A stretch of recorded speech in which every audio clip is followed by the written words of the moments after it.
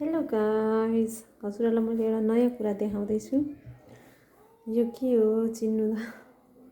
मलाई चाहिँ यसको अचार मिठो लाग्छ। कसैले तरकारी नै खानुहुन्छ, बट आई लाइक अचार।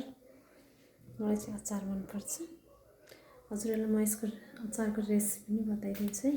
हजुरहरूलाई चाहिँ के भन्नुहुन्छ यसलाई? यसरी यसको स्किन चाहिँ पिल आउट गर्नुपर्छ। Then only we cut in small slices. Okay, मैले यसलाई चाहिँ यसरी स्लाइस पारेँ। हेर्नु ठुल्ठुलो पारे नि हुन्छ, गल्छ यो पुरा मजाले। अनि आलु हाल्ने अलिकति, मिठो हुन्छ। हेर्दै जानु कस्तो बन्छ।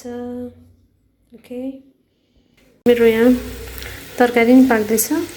इट्स ब्रोकोली सेमी जति ठुलो थियो अहिले घटेर यति भयो।